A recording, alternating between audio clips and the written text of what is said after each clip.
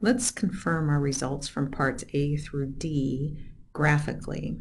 Here's the graph in red of V of t equals 5t squared minus 87t plus 1761. From part A, we found that in the year 2010, which is represented by an x-coordinate of 10, that there were 1,391,000 crimes committed. So remember, the way we modeled was in thousands, so I'm going to represent that by the coordinate pair 10, 1391.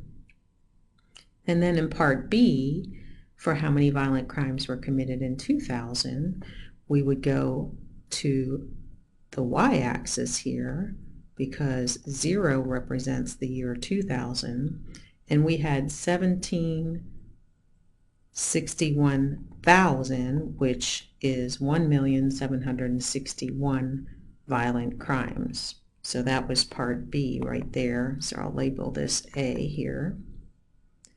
Then in parts C and D together, we figured out where there were fewest violent crimes, or when, I should say, there was fewest violent crimes. So we found that to be in the year 2008. Kind of between 2008 and 2009 was the minimum.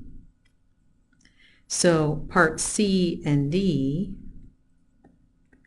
we found that in 2008, and remember we rounded to the 2008 year, but it was about 8.7, so it was almost 3/4 of the way through the year was where the minimum was, and that minimum number of crimes was 1,383,000, which on the graph would be represented by 1383.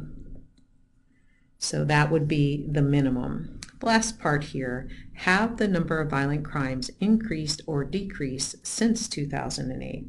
Well, in 2008 is where we saw the minimum amount of crimes. So that was the fewest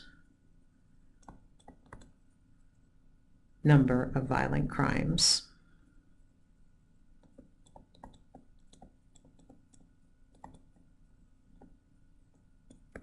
So since then,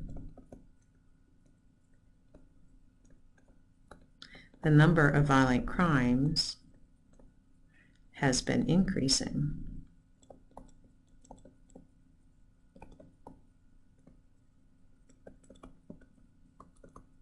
And I'm just going to abbreviate there. But let's look at the graph. Since the minimum, as we trace the graph, we are always increasing.